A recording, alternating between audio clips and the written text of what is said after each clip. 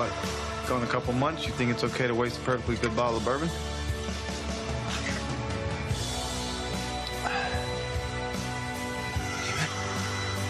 Yep. In the flesh. Millions know our next guest, Ian Somerhalder, from the super popular CW series, The Vampire Diaries, Mr. Damon Salvatore.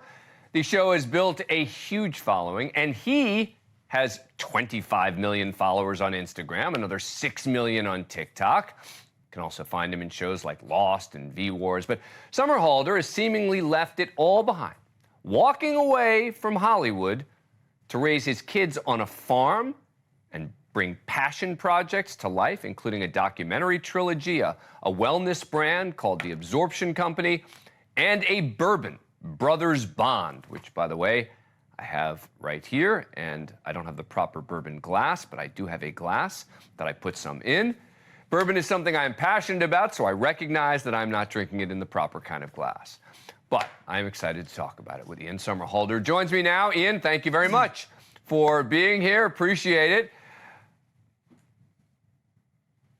So good to see you, man. Thank you so much. I'm a huge fan, brother. Thank you. Thank you. So before I get into the bourbon, let me ask you big picture. Are you happy you made the decision to effectively leave the biz? You know, I mean, obviously it's an amazing business. But there is something, you know, we have times in our lives in which we do things. And I've been working since I was 10 in front of cameras. And this seemed like the most perfect sort of time to separate a little bit, change the focal points a little bit, and really dial into some strengths and forge some new paths, which, by the way, as you know, can be very tricky. You know, it's a little crazy to leave everything you've known and kind of shoot for the stars and follow your dreams, but doing it in a calculated way where you're taking knowledge and skill and passion, putting it together, funneling it into something that's successful. But you're literally living on a farm, correct? We have started spending a lot of our time away with the animals, and you know, because at the end of the day, as you know, being an adult, there's a lot of noise, and that noise takes away from our ability to parent. Oh yeah. So we're doing, especially when we were first launching Brothers Bond, doing all these Zooms. It's like 700 Zooms.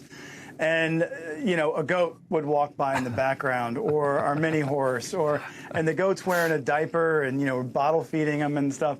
But see, that's the stuff that, like, that's what life is about for me, you know?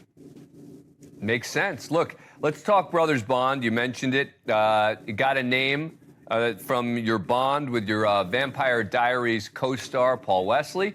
Show came out in 2009. It's still somehow a monster hit. How did you decide on creating a bourbon? I'm going to be tasting a little bit here as we're chatting. Maybe you have a little bit too there. All right. Cheers. You've got a real bourbon glass. To you, my friend. I've got one from a media kitchen, but we will still enjoy these together. Actually, that one's going to be great because you're going to get a really good funnel on the nose. Oh, that really is not. Wow, that is really nice. I got to tell you, particularly at the price point, this is tough to beat. That is a really nice. This is the Regenerative bourbon that I'm trying right here. It's got some nice caramel notes. Exactly. Love it. Thank you. You know, man, one of the things that can you hear me? One of the things I was going to say is being able to take this knowledge of agriculture and recognize that you know, there is a way to fix and heal our climate and our economies and our healthcare system all in the same way. And it's been so incredible. You think Vampire Diaries was 2009. It's 15 years ago. It's wild. And we've been off the air for 7 years, I think, almost as long as we were on the air. The show is one of the most viewed shows in the world.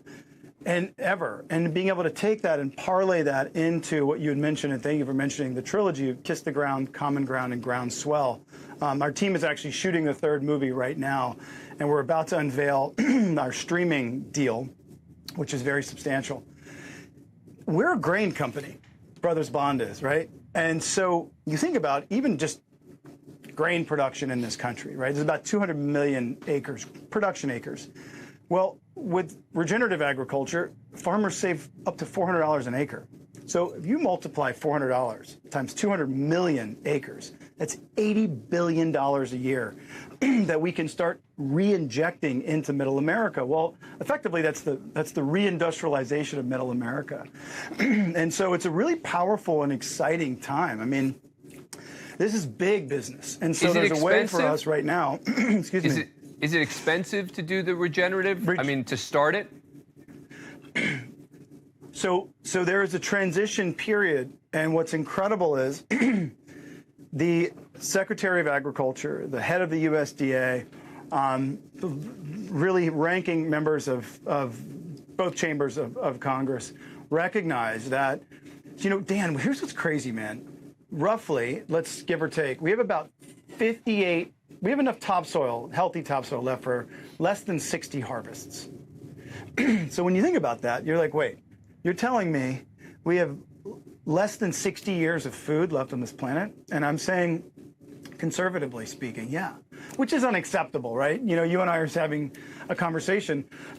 That's an unacceptable statistic. So the U.S. government as well has realized that on both sides. They're coming, you know, we're seeing D.C. coming together over this.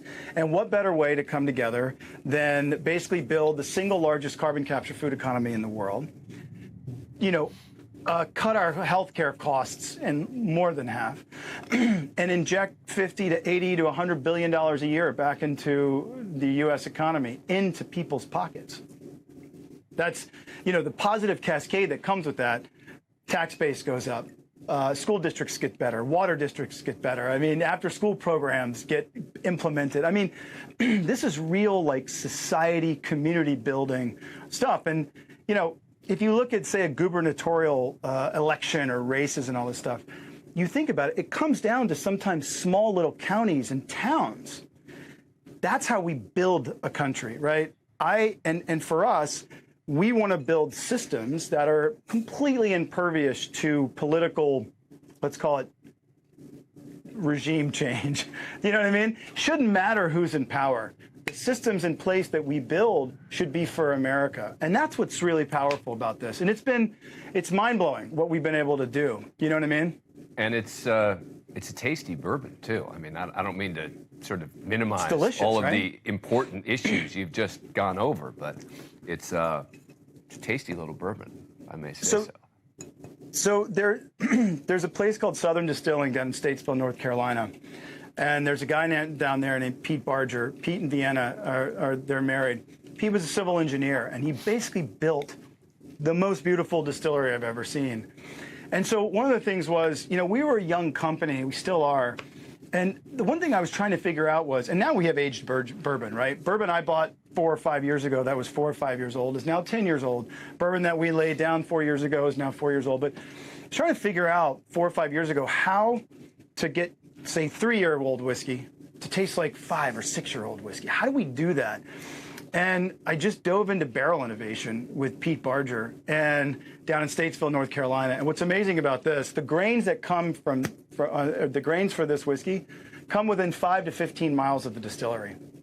I mean, it's like, it's incredible. And so the idea was, one of the things that my team and Pete's team was really talking about is the idea that you don't, you know, the way things were grown, the way things used to be grown, without the, you know, insane use of pesticides and chemicals and fungicides, herbicides, pesticides, chemicals. The nuance of this grain is what you're really tasting. And so we want to bring in 2 words into the whiskey world that really are non-existent: terroir and season. Because in the wine world, it's everything, right? But this whiskey, I can look at the books, I can tell you what farmer grew the corn, what corn these fields came from. And what's amazing is that when this corn, when our grains are offloaded on the trucks into the distillery, Pete built the most beautiful distillery. It's all air run, so there's no heat from the electricity. So when that corn goes through and is milled, it's not scorching and burning that corn. You're tasting, you know what I mean? You're tasting all the beautiful nuance. It's really a special time, man. And it just goes to show and prove that when you go back to nature, everyone wins, especially your palate. Thanks for watching. Go to joinnn.com to find NewsNation on your screen. And don't forget to click the red subscribe button below to get more of NewsNation's fact-driven, unbiased coverage.